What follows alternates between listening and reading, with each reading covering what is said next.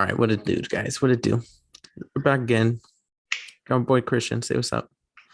What's up, everybody? All right. It's Friday, early in the morning. Got lots to go over. Uh, we told you guys we're coming out with more episodes more rapidly as the playoffs come in. Here we are. Um, I kind of want to start it, somewhere other than the playoffs, though. Oh, And I actually want to start with the team that's missing it. I want to start with the Lakers because we haven't really dove too deep with them, at least on the podcast, especially since they've officially been eliminated. Now the Spurs are going to take that 10th seed. The Lakers missed the plan, and while this team was pretty bad, man, it was. I expected some adjustment periods, some growing pains, but I never saw it coming this bad. Officially, and I was probably honestly like the most pessimistic guy you knew about this team. And I did not see it going like this. The blame pie is difficult because I think you go anywhere, honestly. Um, you could go to Vogel, you can go to some people go to LeBron, some people go to Davis, some people go to Russell, some people go to Palinka, some go to Genie and the Rambuses. wow, that's a lot of blame. There's a lot of blame to go around, bro, and it's a disaster. It's a disaster this season. And in my opinion, going forward, you're looking at a team that has really strangled itself to two assets in particular besides LeBron, and that's Davis, who you can't rely on to stay on the court, and then you got Westbrook, who you don't want on the court at all. Like, and now you're gonna be making drastic moves. I expect, honestly, a new coach for sure. Vogel's done. You see it like he doesn't seem as stressed out there because he knows it's coming too. um, you're gonna try to get off this Russell Westbrook contract. You got 47 million tied into, and really, I don't know where they're going, man. I think we got a lot of dead ends here. Um, yeah, Scott, I completely agree with you.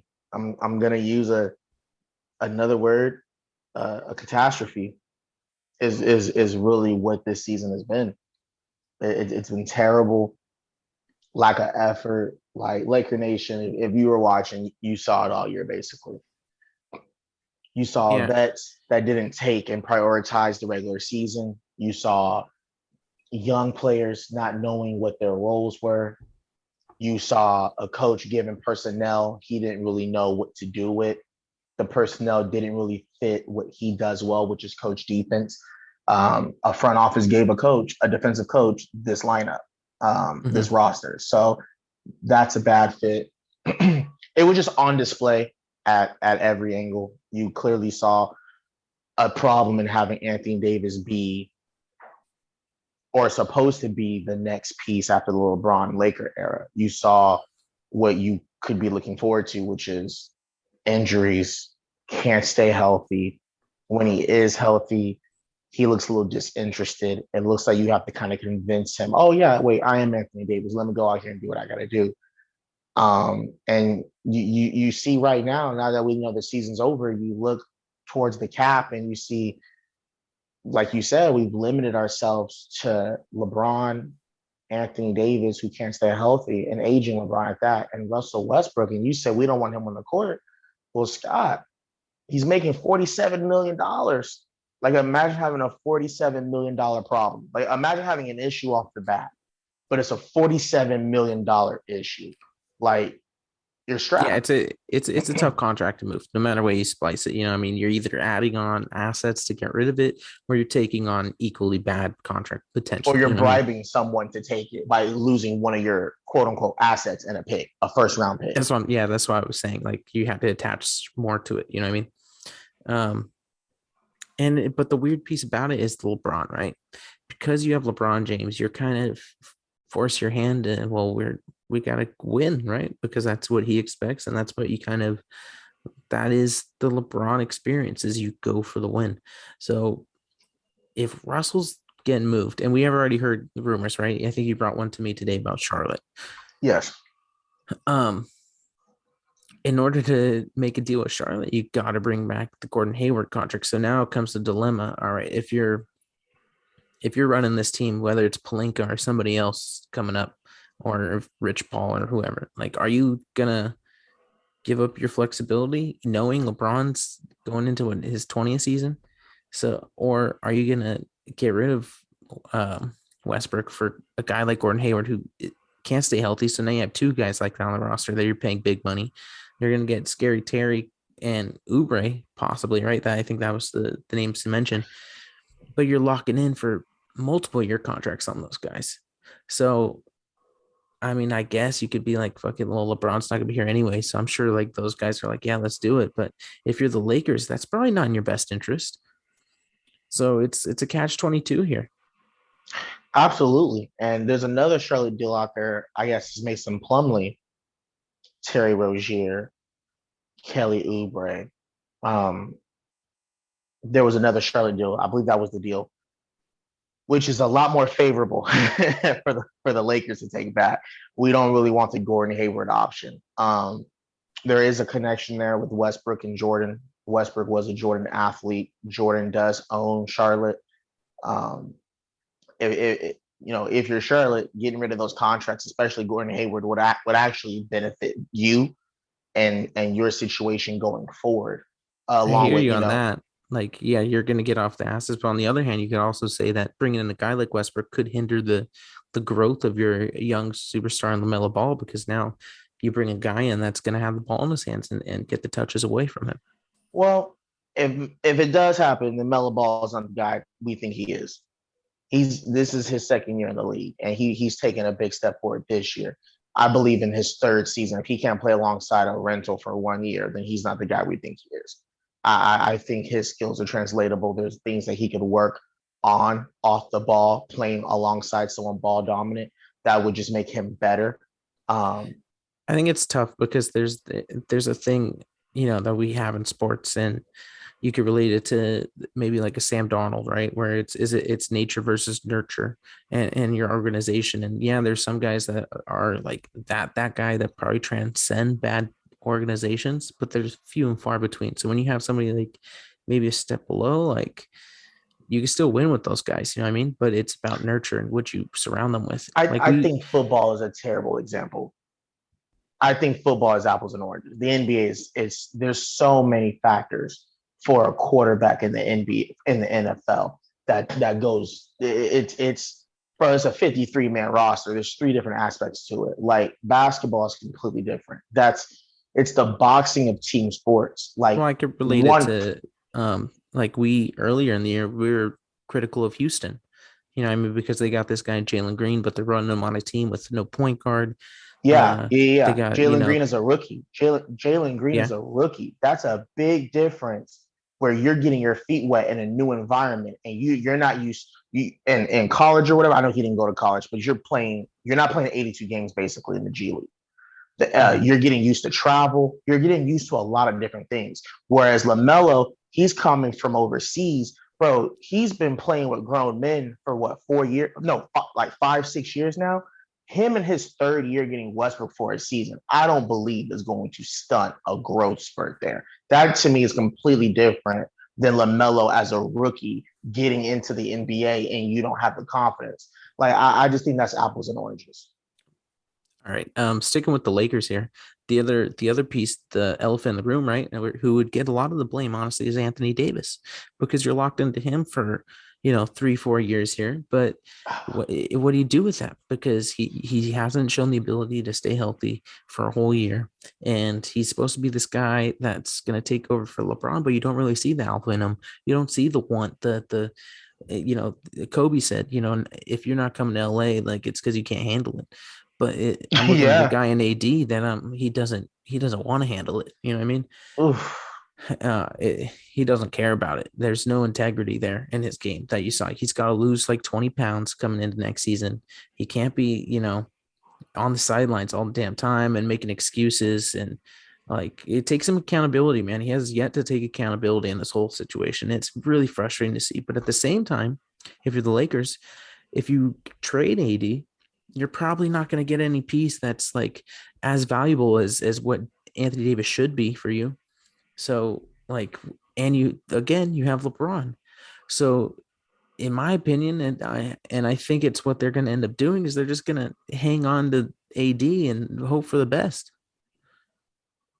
Man, I've said this to you off air.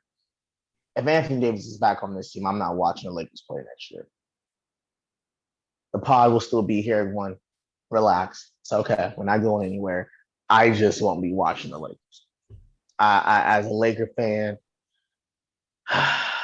it just hurts, man. I told Scott off air. I don't like. There's a weird feeling when I watch Laker games that every single time I see Anthony Davis hit the floor, I'm wondering, fuck, did our season just end? Like that's literally every time this man falls, I think. And by the way, he's in pain. Like I'm not sure if you guys have looked at the compilation video of AD falling. This man is yelling on the floor. Like you would think, someone just shot him. I don't know what's going on there, but I hope they don't bring him back. I know who was the dude, Moneyball, the Moneyball guy in Oakland, Billy Bean. Billy Bean. I believe he's got that quote saying, "Better to trade a guy a year early That's than the a year Patriots late." way too, right? Like the The Patriots Patriot way. consistently do that. They're gonna cut you a year early before a year late, and it's this is why the Lakers put themselves in such a corner, right? Because I think if I was going to take over that job, these are the moves that I would make, right? I'm hitting the reset button completely. But when you have LeBron James on your roster, does that kind of make it impossible to truly do that? I don't think it does. I'll put you made a great point. We're probably not going to get a player back to what Anthony Davis should be. Well, he hasn't been in 2 years now. So I don't know if we can get a player back that could top us off the way Davis can when he's right. But there's definitely talent out there that we could bring back for Anthony Davis. Well, we'll be competitive and we'll have a better chance at continuously repeating for a season than with Anthony Davis because of the injury factor. There's definitely talent out. There's all NBA talent you can bring back. And when you have all NBA talent on the roster with LeBron James, who had another MVP caliber season, you can be competitive. Yes, you'll need a little bit of playoff luck as far as who you get to match up against. Someone's probably you're going to go through a team that gets injured. Every championship team has luck. So yes, not having Anthony Davis, but at least another all NBA player, we can be competitive. Lastly on the Lakers front. Okay. There's this tradition that's going around that every time the Lakers are in trouble, Stephen A gets on the phone and he brings Magic Johnson into the studio. And I know how the conversation goes. Hey man, listen, there's a fire on Figueroa right now. You want to come and throw gasoline on it? And Magic comes running every damn time. And he's on TV all day, pretty much telling Laker fans, like, hey, if I had the job, I would have done this, I would have done that, it would have been like this. Telling them that DeMar DeRozan's agent called Magic Johnson, because I'm sure DeMar DeRozan's agent doesn't have anybody actually running the Lakers, phone call to negotiate, but he's calling Magic. So and he's telling them, oh yeah, we would have got DeMar, even though DeMar got, what was it, like 27 million over, or whatever it is, over in Chicago, which, and by the way, a lot of people, including myself, and I was wrong, at least for this year. I mean, like, it was way over what I thought, and I think the Lakers could have offered him about like 5 million at the most because of the cap situation that we kind of referenced earlier. So that doesn't make sense. And then he said he would also have kept Buddy Hield somehow, and got Buddy Hield somehow, as well as keep KCP and Kuzma. I'm like, how are you doing this? This doesn't even make sense. The numbers don't like. I'm so glad. He's just talking to talk. I'm Scott. Thank you. I'm so glad you mentioned it first. He was lying. He was That lying on his man teeth. went up there and just lied on national television. This man was capping because clearly we know why you got fired because you clearly don't know how a salary cap works. You have no idea how contracts I work. was trying not to go that far to tell him No, like he doesn't I'm know how going. it goes, but He doesn't know how it goes. This man was getting massages and Palinka was running the damn thing. Clearly, now I see why Palinka had a problem working alongside. Now I know why Palinka went and knocked on Genie's door saying he's not putting the work in. Now I know. does he like think the Laker fans are like, man, yeah, if only Magic was running the show, it'd be different. Absolutely. Oh Absolutely, my Scott. There are people that still think he's the greatest Laker of all time. My fault. My fault. Take that because back. to I me, take that back. like There's people out there that actually believe he was a better Laker player. They think he's the best Laker player we've ever had. There's people out there that really believe that Magic Johnson is a better basketball player than Kobe Bryant. There's people out there that believe that, Scott. it's just weird to me, bro. He's like throwing LeBron under the bus, and I'm just like, he Oh, does he this threw him thing. under the bus, He just ran does him this over. thing where it makes it all about how he's the greatest still. And it's like, bro, like you didn't want to work here anymore, so leave. He needs Like, to leave. even though somehow you're still advising them, but you're talking shit. Like, First of all, I want to put a quick spin on this real quick. You had it where Stephen A. You know how the conversation is going. Stephen A. is calling him up. I think Jeanie is getting on the phone, and Jeanie's saying, "Fam, can you do a sister a favor? I'm gonna need you to go out there and tell them whoop de woo woo woo, because the information that man went out there talking about, that looks like a man was vetted before he went out there. There was clearly an agenda that he was trying to get across. That was clearly a fuck you, LeBron. And if you've been paying attention to the tea leaves, the Lakers front office and LeBron have been going at it between Clutch, giving out subliminals. The Lakers front office, no one wants to accept accountability for Russell Westbrook on this roster.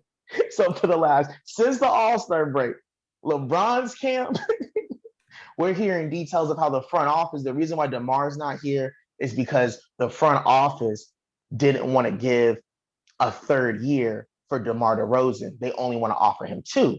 And since Westbrook's contract was technically shorter, they felt better committing to Westbrook on a shorter deal. So that clears LeBron in that fashion. And by the way, for people at home that don't know this, that report's a little weird because to do a signing trade, I didn't know this, I had to look it up. The minimum you can do is 3 years. It has to be at least a 3-year contract for a sign and trade. So I'm not sure who they were trying to send over, but a 2-year option was never going to be on the table. So just for the record. So I don't know, but the connection between Jeanie and Magic is just it's annoying. yeah, it's gonna be a bumpy ride, guys. I think for another year here. Hopefully, they make a decision where the year after, the Lakers can be back to relevance. But let's move on to something else, dude. Something a little lighter. There's even our boy Anthony Edwards. We've talked about him a couple of times this year. Drops 49 tonight. And the Minnesota team that's 46 and 35 now. They matched up with the Clippers in the first round, which could be interesting with Paul George's return. But Minnesota does kind of seem like the most dangerous team in this playing to me. I don't know how you're feeling with that. No, I disagree. The most dangerous team from what I've seen is the Clippers. But I would have Minnesota probably second. I'd probably have Minnesota second in the West. But I'm talking about in the West, yeah. Yeah. I don't know. Well, the Clippers are scary because they're very well coached this season. They play hard. They got guys. Paul George he's an X factor. If he's coming back and he's dropping 30 plus points, then all of a sudden they have a bona fide 2-way wing that could match up with a guy like Edwards. Back. Norman Powell's back. Just got back. He dropped. Who knows if Kawhi's coming back? Rumor has it Kawhi's coming back potentially in the first round or at the latest the second round. That's the rumor. So I would agree with you in that fact that the Clippers, if like Kawhi comes back, there's no question. Like they can make a serious run. I think as it stands, though, I think Minnesota, they have a youthful like ignorance to them that I think they would just give no fucks. And I think Cat is playing meaner than ever. I think that Edwards in the moment is going to show up. And honestly, they have the two physically most dominant players on the floor with those two, because Paul George, Reggie Jackson are shifty and stuff, but not necessarily a physical specimen like I'll Edwards say or this. Cat. I think you made a great point. D'Angelo Russell, Anthony Edwards, and Karl Anthony Towns. All three of those players are better than the second best player the Clippers would roll out there. Paul George is the best player in the series in the playing game. But after that, they got two of them. Reggie Jackson? I think I would have Reggie before D'Lo. Would you have him before Anthony Edwards? No. And they have two. Yeah. I'll put it like this. It's a toss-up. I think it's a toss-up because I'm talking on a given night, not in a series, but on a given night. D'Angelo Russell's a second-round draft pick. We can't forget about that. That man can ball. He led that Brooklyn team further than Kyrie did with anything with the Celtics. Like he took a team to the playoffs. So I mean, D'Angelo Russell, and I think you made a great point. I think they're the scariest team, Scott. They have the talent where for a given night, Karl Anthony Towns is a number 1 overall draft pick. Anthony Edwards is the number. They have 2 number 1 picks and a number 2 pick on a given night, Scott. You know what? You convinced me. You've talked some basketball. Scott sent them to me. I think Minnesota is absolutely live. Karl Anthony Towns being 7 foot makes them live. He could go out there and put up a 40-15 game. He can shoot. Anthony Edwards is just a specimen above specimens. And D'Lo, I'm not surprised if he hits 8 threes in a night. He's got one of the Yeah, I was gonna say add to this, you're gonna have kind of the Beverly factor in there going up against his former team. He's gonna add a little extra spice. And honestly, this Clippers team is overachieved, and you're just getting Paul George back. Yeah, and sure, Paul George's been there for a while, and these pieces have played together, but not necessarily this iteration this year. So there could be some growing pains, and who knows, coming back, George could have some inconsistencies. I was about to say, I think the series would be over. If this was an actual series, I'd play the Clippers pretty easily. I'd probably take them in 5. But like I said, on a given night, we've seen Paul George hit the side of the backboard. Like, don't get it twisted now. On a given night, we've seen Paul George look like Pandemic Pete. So on a given night, Scott, I'm gonna say it again. On a given night, they could destroy the Clippers. They could rip them apart on a given night. Especially because they're gonna have the home court advantage. They do have a 6-game lead on this Clippers team. And it would be a fun matchup against Memphis in that first round. Also in the West Coast, I've been going back and forth all year. Down the stretch, you've been telling me it's been over for a while. I keep telling you, like, it was over in December. I haven't made a decision. I've made my decision. And Nikola Jokic is going to be your NBA MVP this season. The guy put up a casual 36, 16, and 6 tonight. He shot 16 of 24, which is 75% if my math's correct. Like, he's been phenomenal, man. The first player ever in NBA history to have 21,000 points or 2,100 points, 1,000 rebounds, and 500 assists in the same season. He's had a historic season, carrying a team without 2 other max players. They're going to be above the play in the 60. It's been phenomenal watching Nikola Jokic this season. He's quickly became one of my favorite players in the association. I think I would probably go as far as saying he's one of the better players I've ever seen in the NBA. Like, Unfortunately for him, I believe he missed making that NBA 75th team by 1 year because I think right now, the 2 years he just put together, you can stack him against anybody in the NBA as far as bigs go. Power forward, centers, you can stack it up against the greats of the greats. Nikola Jokic is one of the better NBA players the world's ever seen. He's that special of a talent. I believe he's redefining what we've known bigs to be able to do. He's one of my favorite players to watch. His passing, um, he lost. He's been playing this entire season without his two best players. We know about Michael Porter Jr.'s back injury. We kept thinking Jamal Murray was supposed to come back at like 9 different points this season, and he ended up not being there.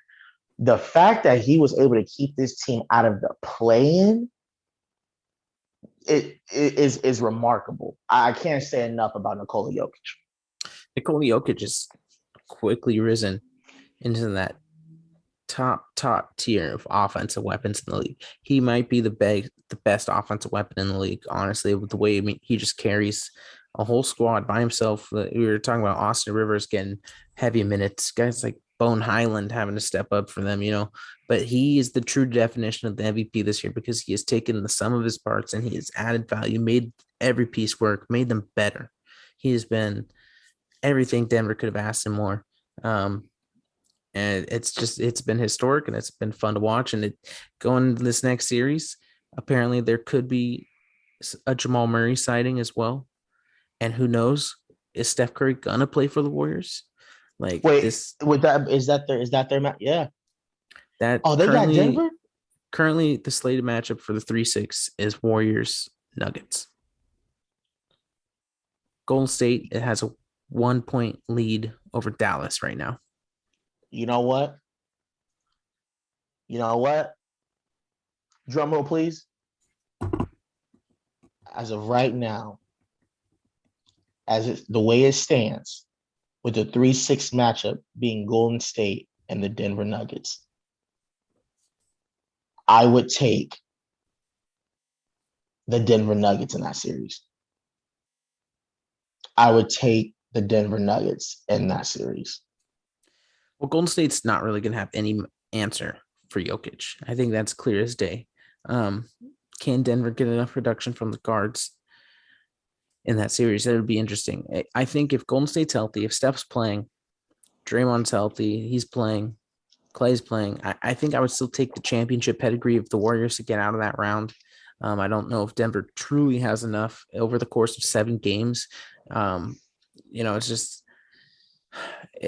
it's going to be tough for them.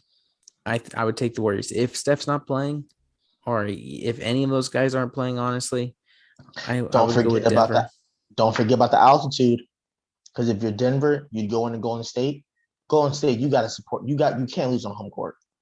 You lose one of those, you're going back to Denver to have to play the next 2 games. That's not an easy place to play.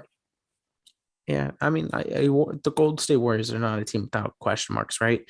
Because Jordan Poole is a guy that's never really seen playoff basketball, and this is a team last year that John Moran took him out. You're going to really rely on guys like Jonathan Kuminga, who's as raw as raw could be right now, and you don't have Wiseman, so you don't really have too many options at that big man spot to throw up against Nikola Jokic. It could be a tough series for sure. I know Klay Thompson popped tonight and had 33 points, but he has not looked the same. He comes and he goes. It's going to be interesting. All I got to say is no one wants to say it, but this team hasn't looked close to the team they looked like the first 6 weeks of the season. And I know they're trying to integrate Klay Thompson, but they're a shell of themselves. Someone's got to say it. That doesn't even look like I can't recognize them. I don't know who they are. We're just expecting them to just snap their fingers. They've been looking like this for the past 2 months now. Like, this team slid. They had injuries, and unfortunately, I don't know. It's going to be interesting, Scott. I'm not saying no one should have the Warriors, but I'll put it like this. I wouldn't be surprised if Denver won. I think a lot of people would be surprised, but I would not be surprised. Yeah, it'll be a talk. It'll be close, I think. Either way, but this whole MVP narrative, Real man. quick, real quick, Go Scott, I ahead. got Go a ahead. question for you. Who would be the best player on the floor? It would be Jokic. Just want to I think. ask. I think it would be an amazing series to watch if Steph's playing because you're going to see literally the two uh, polar opposites as far as size, position, skill sets, and stuff like that. But they both do something that's beautiful and that makes them tremendous offensive weapons, and that is gravity, right? The gravity that Curry pulls off ball running stuff, and then the gravity of Jokic when he's running the floor or in that high post or wherever, honestly, knowing he can throw things everywhere, so you can't truly throw double teams at him. Like it would be an amazing series to watch as far as just individual. Wait, I'm so sorry. I'm so sorry. Who can't you double? Jokic. Oh, okay. Yeah, I'm Jokic. Um, just as far as two individual skill sets and polar opposites positions that dictate defenses like that, it would be really cool to watch, honestly. there's a high level of greatness on the floor on both sides, basically. Yeah, but Jokic, he's more in his prime. He's bigger, and honestly, there's just nobody that's going to be able to guard him on Golden State. Vice versa, though. I don't. Nobody's going to be able to check Steph if he's in there, but it's a little different when your guy's a 7-footer. Yeah, I feel you. um, MVP conversation's been big, for a long Wait, I'm time. so On sorry, Scott. Real All right, quick, what's up? What's up, man? I don't want to get too far away from it. Real quick, I've been seeing the praises of Anthony Edwards, and I did say he was going to drop 60 this year. I didn't know it was going to be Cat, but just stay tuned on Anthony Edwards. I've been calling it all year. It might have been the game tonight, but I'm expecting at least a double nickel from this man. I see that type of scoring in him. It might end up being in the play-in game. Who knows? But He's got one more game here before the end of the regular season. he could empty the clip. Just do you know who they play? Their next game, Yeah, Minnesota Timberwolves. Their next game. Let me see, I'll tell you right now. Sorry. chilling. Because he's oh man, I thought he was gonna make me look a prophet tonight. I thought he was gonna get 60 because I was about to say, check the tapes, people, check the tapes. I was about to say it. He's something special. He is something special, man. I had no idea Karl-Anthony Towns had 60 in him. I had no idea. He's been So he's been playing angry with purpose, man. he's nice. He's reminding dudes. He's a former number one overall pick. So yeah, He's Anthony. another one of those Calipari guys. Yeah, he is. You know, He is. the next game is against Chicago. Barbecue chicken. What I was trying to get to was that there's all this conversation about the MVP and who's more deserving and Embiid's out there. I feel like everyone doesn't like me, blah blah. What a great thing for the NBA 75th year, dude, to have three big men who have just completely put a show on for all these fans throughout the whole year. And it's not about the award, man, but it's truly about the race and the talent that these guys exhibit and the effort they throw out on the floor. And honestly, everyone is deserving. Not everyone's deserving of the award, but all three of those guys were MVPs this year, and it was just a treat to watch, man. Absolutely. Here. Joel's got that. He's got the argument of kind of the same thing, right? Well, we had all this turmoil around my team, and up until the break, I think the Harden thing really kind of derailed them. Honestly, I didn't think that helped them. Milwaukee, they kind of started off a little slower, but Giannis has been trugging along the whole year, just been dominant. I think he had a real chance to actually grab this award possibly if he kept like this last 2 weeks and just dominated throughout. Instead, he sat a game and Luka got him once, but things happen. Jokic has been historic. He deserves everything coming to him. Yeah, that's all I got on that though. Let's see. Toronto tonight. They played the Philadelphia 76ers. Philly has been a turmoil, dude. We saw them live. We already mentioned the body language stuff. They're not talking to each other. Tonight, Harden was 3 of 12, dude, from the field. Really couldn't get anything off against this Toronto team. Has been reeling. They were supposed to be a playing team. They've jumped all the way up to 5th in the standings. And this is actually slated as the first round matchup right now. Philadelphia, Toronto. Nobody wants to play Toronto, bro. And if you're Philly, you're a team that's not together going up against those guys who's going to give it to you every single night. That is a tough matchup in the first round. Absolutely. You mentioned it. The body language, the style of play, very your turn, my turn, your turn, my turn, very predictable. Joel, I mean, you got to be concerned if you're the coaching staff, and if you're maybe not Joel, but are you going to be able to get those calls? It seems like the consensus from what everyone is saying in the media, like they're a difficult team to really see what they can do in the postseason because Joel Embiid's not an elite shot maker. He's an elite player, but not a shot maker. And James Harden isn't the greatest shot maker. There's a lot of nuance that goes on in how they can get their 25, 30, 40 points. So it's just not the most reliable ways. Second thing, though, we got wind and word earlier today that apparently Matisse Thybulle would not be allowed to play in the first round against the Toronto Raptors because he's not vaccinated. I just want to know, how did we not know this information?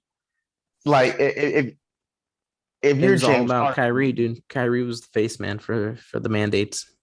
yeah, but I mean, we heard about Wiggins trying to change his religion to get exempted. Good try, Wiggins. And Bale was like, nah, you gotta get that shot. You got Bradley Beal. We heard about him. He ultimately got vaccinated. Like you heard them in the beginning of the season, and nobody, I didn't see. I went and looked up publication after publication. No one said anything about arguably the best perimeter defender in the league outside of Ben Simmons. This is, if you're Harden, is this like, are you getting punked? Like you left Brooklyn because one dude didn't want to sacrifice just to end up in a situation where the one thing you can't do is defend. You need that guy. He wouldn't be able to play on the road. What's going on with this, Scott? What was your reaction when you found this out? Talk to the people, Scott. I think it is interesting because Thybulle, he's kind of an X factor for that team, right? Because he's going to be a part of that closing lineups, but he really can't shoot, so it kind of is problematic for them as well. And that was one of the things that you lost when you traded for James, and you lost Seth Curry. You lost somebody that could be reliable on the outside that plays well with Joel. Instead, now you have less depth and you're really going to feel that. How much better would this team be right now if they did the McCollum trade, from the beginning of the year? And I know hindsight's 2020, but it's something you got to take into account now because this Harden is just not what you hope for, right? And now you have Daryl Morey, you bring in his boy, you launch Harden right now. He can't finish at the rim the way he usually does. He's missing layups left and right. He's never been super reliable from the outside. Yeah, I'll hit shots, but you also have to take into account the volume and the type of shots he's in. He's missing just as much. So when you take some of that stuff away and you take Thybulle out now against Toronto, who's a scrappy team, who's filled with wings, that I feel like their whole team is just 6'8", 6'10", like guys that defend and play hard and they do everything, and you could say, well, they don't really have a big man there to take on Embiid or shot block necessarily, which is, does help Philly, but they won tonight just off straight grit, and they have Scotty Barnes out there who's going to sick Harden, dude. This is another upset alert, I feel, in that first round. Absolutely. If Joel and by the way, the CJ McCollum, that would have been great because CJ McCollum, he's a better shot maker than James Harden. And I don't believe you can have two foul merchants in the postseason and expect to rely on that. I've never seen that done. Usually, the NBA champion, there's a dude or their best two dudes, they can go get a bucket. And I'm not trying to disrespect Harden and Joel Embiid and saying they can't get buckets. But if you look at it, both of them are averaging more free throws made this year than shots made. That's a concern. They're averaging more makes from the free throw line than made baskets. You're incredibly reliant at that point on the officiating. So CJ McCollum on this team would have done wonders. And we saw Tobias Harris. He's a liability for them. I'm sorry. This man can't get any separation to get his own shot off.